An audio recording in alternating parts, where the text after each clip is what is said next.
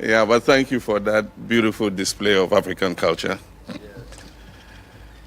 The chef de cabinet of the Secretary General of the United Nations, the Honorable Minister of Foreign Affairs of Ghana, and senior government officials, the chairman for this occasion, Osaberima Kwesiata II, who's the paramount chief of the Ogua traditional area, Reverend Al Sharpton, thank you for joining us at the African Burial Grounds this morning. Thank you very much. Members of the Congressional Black Caucus are here. Let's recognize you. Thank you very much. And for one of time, let me recognize our brothers from CARICOM, from Africa, and from everywhere in the world.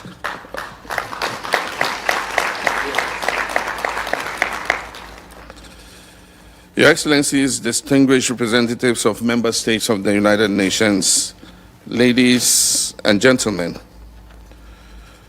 truth begins with language, with the power that words hold to shape consciousness and to shift perspectives to propel an action or other.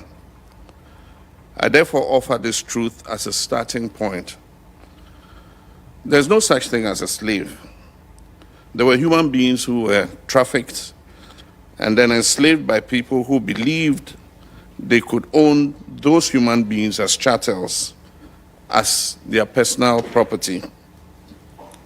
Some will hear this and think I'm splitting hairs. Isn't that the same thing, they might ask? No, it's not. Not at all the same thing. Not if you acknowledge an individual's humanity. Not if you respect an individual's basic right to dignity. The entire transatlantic slave trade was designed to deny African people their humanity.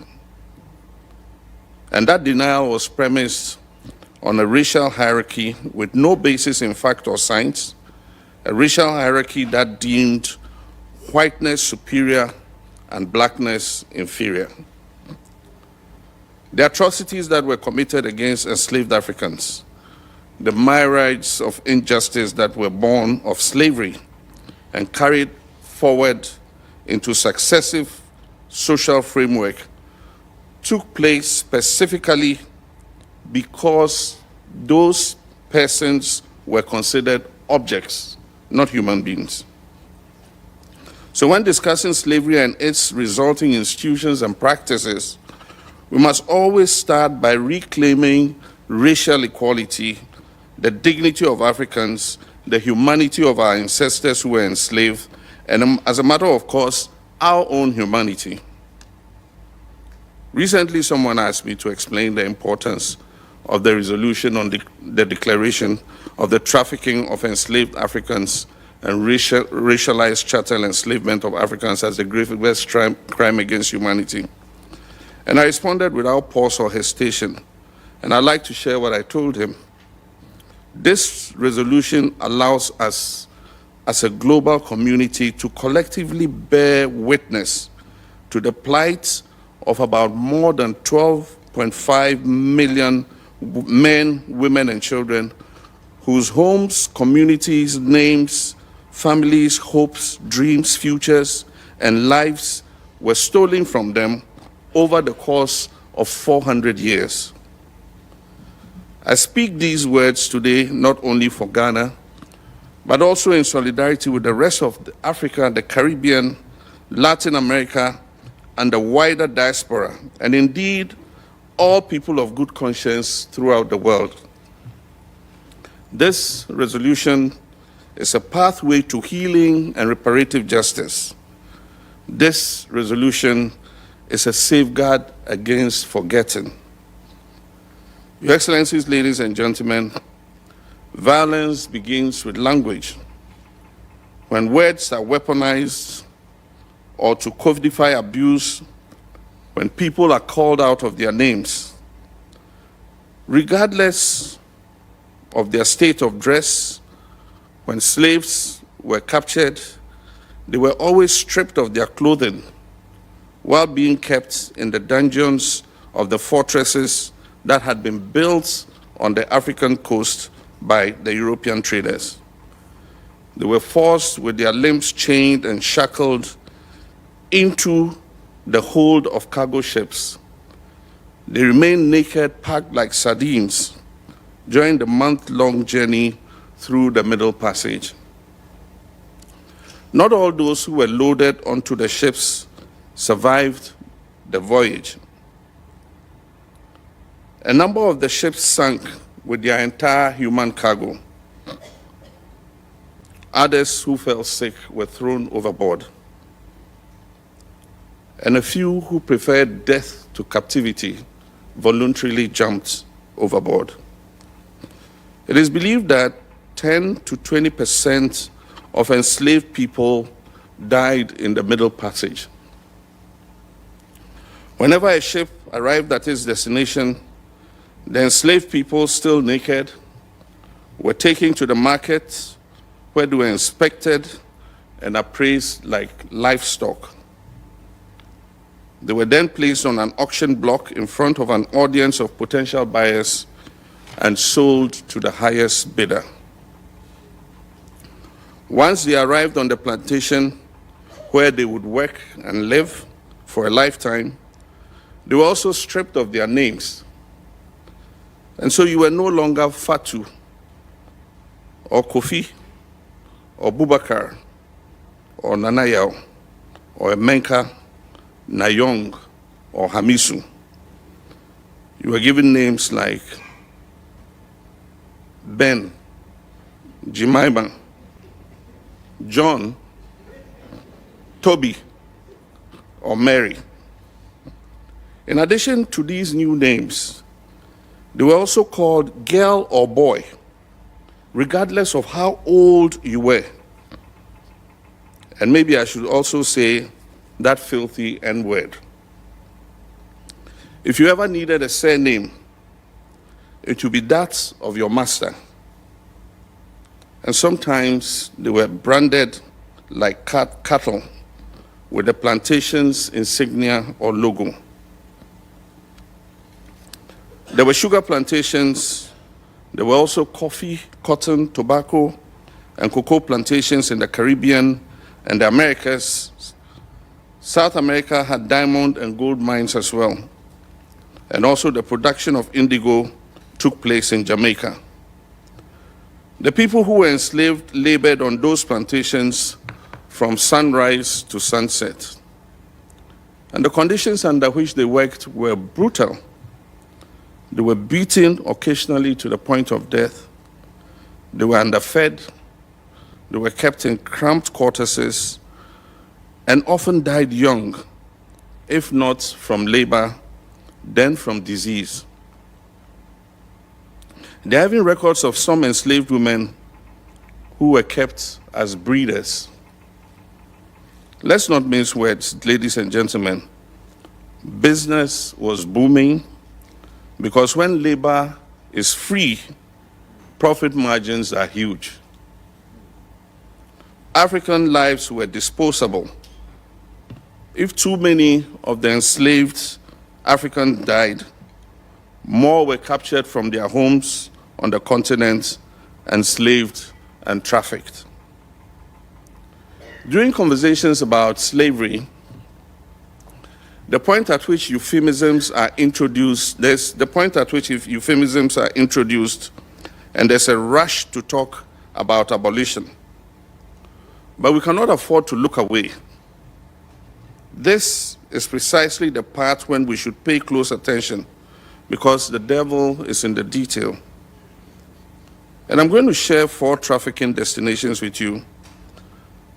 Remember, when you hear these numbers, that it's not about data.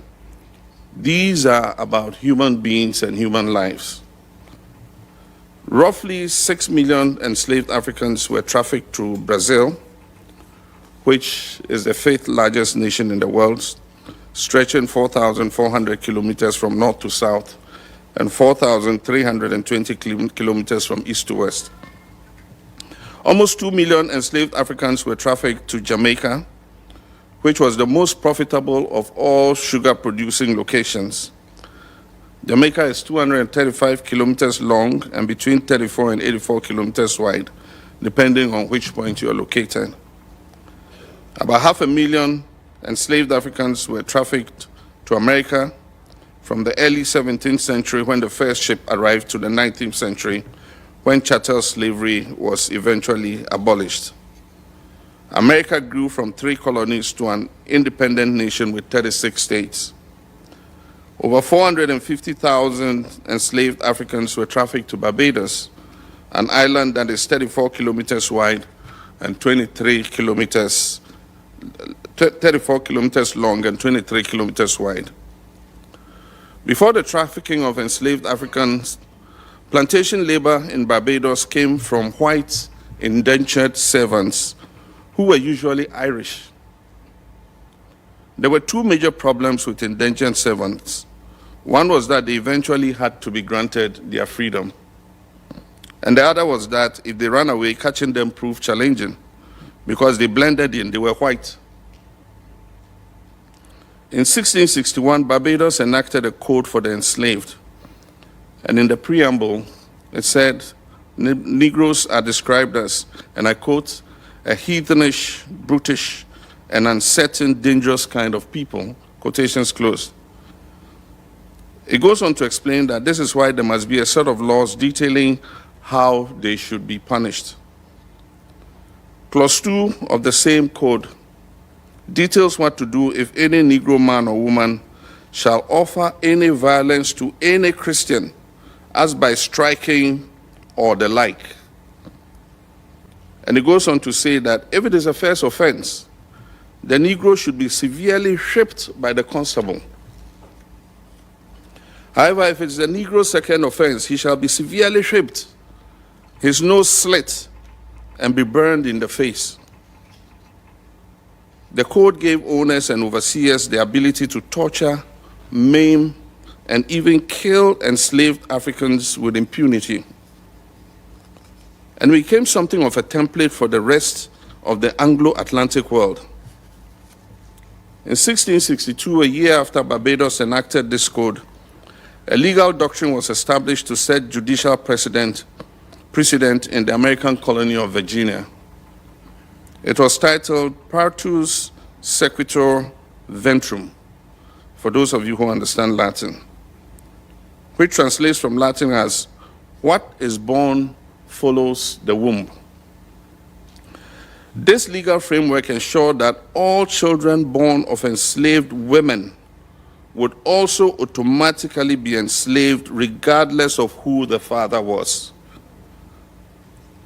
And it is important to note that many enslaved women were impregnated because they were raped by the plantation owners or their overseers. But what this law did, even in cases where a baby was not the product of rape, was to strip the child of its paternity in the eyes of the law. That child, as an enslaved person, was property that could be given or sold at its owner's whim. The doctrine was adopted throughout the Americas, including in Brazil. People will sometimes try to put a disclaimer on slavery by insisting that you cannot use the social norms of today to judge the actions and events that took place in the past. Well, such people are loud and wrong.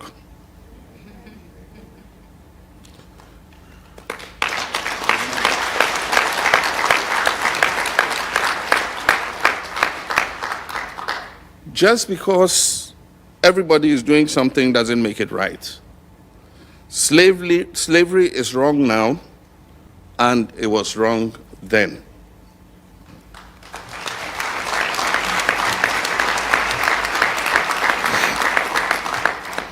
For as long as Africans have been trafficked and enslaved, there have been abolitionists who have spoken up against it. The first slave ship landed in America in 1619.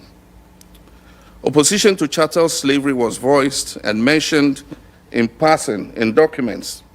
But in 1688, the German town Friends, a group of Quakers, put out a formal written protest against slavery. And in it they wrote, and let me quote, "Now, though they are black, we cannot conceive there is more liberty to have them slaves as it is to have other white ones. There's a saying that we shall do to all men like as we would have done to ourselves, making no difference of what generation, descent, or color they are." Quotations close. Your Excellencies, erasure begins with language. When words are used as a sleight of hand to gaslight, to trick you into doubting what you know to be true. It is when words are used to create mythology. When they are spoken, the volume gradually decreases with each repetition until it becomes a full verbal reduction. The legendary American jazz player Miles Davis said, and I quote, "It's not the notes you play, it's the notes you don't play." When it comes to the contributions that Africa has made to enriching Europe and building the so-called New World, the silence is deafening. We have paved roads through mountains, we've put down railroad tracks, we've constructed buildings, laying brick after brick, we have cut sugar, cane, we've picked cocoa and cotton, we've descended into mines to unearth precious metals and stones, and we have wet-nursed babies. We've paid the price of admission with the blood of our ancestors, and still what greets us at the door is silence. What we're met with is mythology. And I'll explain what mythology I mean. In 2015, McGraw-Hill Education, one of the largest publishers in the United States, released a geography textbook that is used in over 1,000 school districts in Texas. The book stated that millions of workers were brought from Africa to work on agricultural plantations. It said workers, not slaves. A family complained, and the book was pulled off the shelves. But now there's another one. There's a US organization called PragerU. I hope I got the pronunciation right, PragerU or PragerU. On the organization's website, it's described as the world's leading conservative nonprofit that is focused on changing minds through the creative use of digital media. Now look what they did. They created animated videos which are used as supplemental educational material in public school classrooms in 11 states. And in one video, they used a young boy and his teenage sister. And this young boy and his teenage sister are confused about why some people celebrate Columbus Day and others celebrate Indigenous Peoples Day. This organization uses a time travel app, and this young teenager and his sister find themselves on a ship with Christopher Columbus, who tells them all about how the Carib people, the indigenous people of the Lesser Antilles in the Caribbean, were violent and uncivilized cannibals. The children then ask him to explain why he'd enslaved people. To that, Christopher Columbus is said to have responded, "Slavery is as old as time, and it has taken place in every corner of the world," normalization. And he says, being taken as a slave is better than being killed. No, I don't see the problem. Columbus then accuses the children of coming to his time and trying to judge him by the standards of their time. In another animated video, the same brother and sister use the same time travel app and find themselves in the year 1852, standing in front of Frederick Douglass. And he tells them that he is working to abolish slavery, a system in which people make other people work for long hours with no pay. The sad fact, he explains, is that Slavery has existed everywhere in the world for thousands of years. Here in the United States, Black history courses are being removed from school curricula. Schools are being mandated to stop teaching students about the truth of slavery, segregation, and racism in American history courses. Books about those topics are being banned in schools and public libraries. Museums, art centers, and other institutions whose budgets rely in any way on public funds are being prohibited from scheduling exhibitions and programs or from displaying materials promoting racial awareness or Black history. Much like the law that was put in place to regulate the punishment of the enslaved in Barbados, these policies are becoming a template for other governments as well as some private institutions. At the very least, they are slowly normalizing the erasure. They are slowly normalizing erasure. Earlier, when discussing the importance of this resolution, I said it was a safeguard against forgetting. This is the type of forgetting that I was referring to. But there are other types of forgetting as well. The great Jamaican philosopher-poet Robert Nesta Marley famously said, "Emancipate yourself from mental slavery. None but ourselves can free our minds."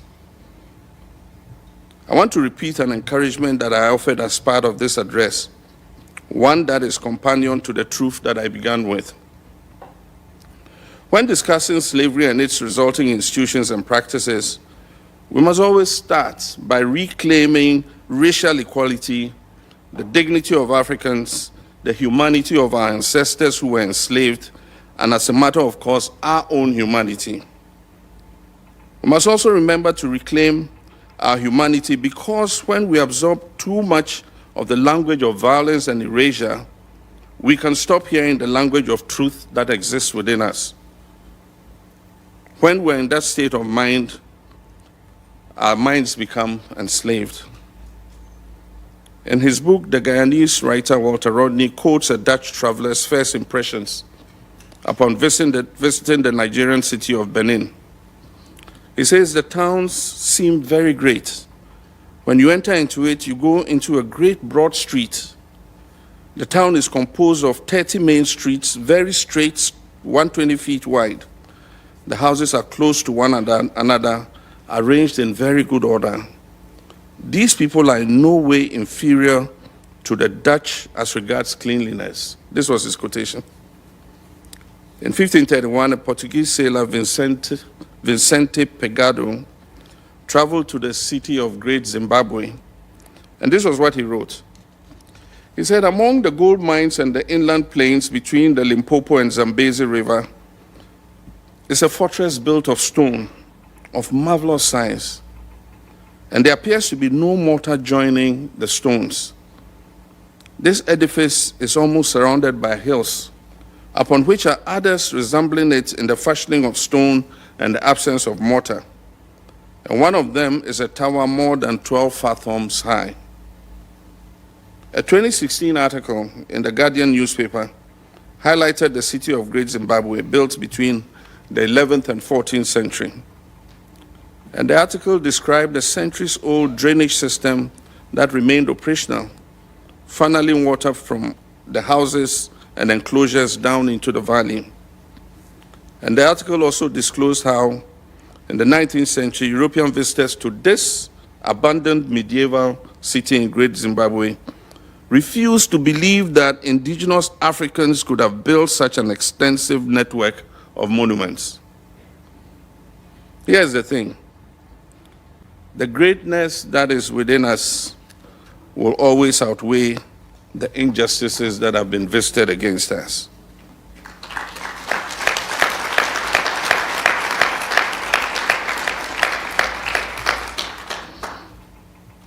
Despite what we've been through for centuries, our survival is a testament to that fact.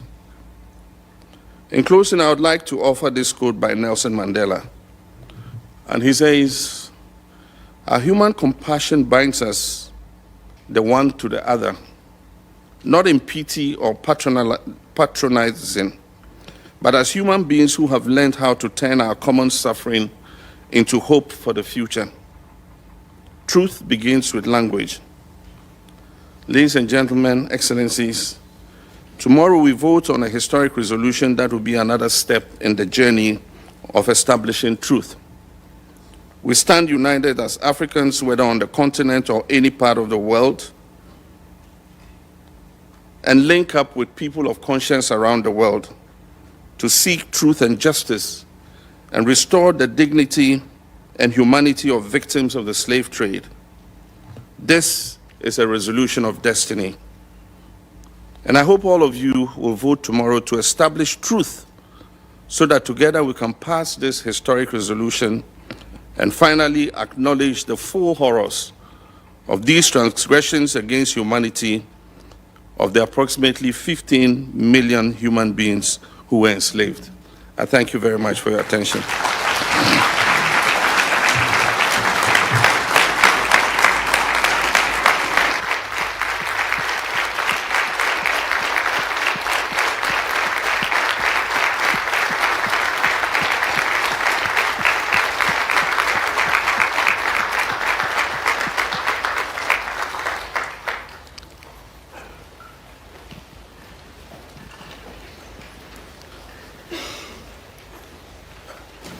We thank you, President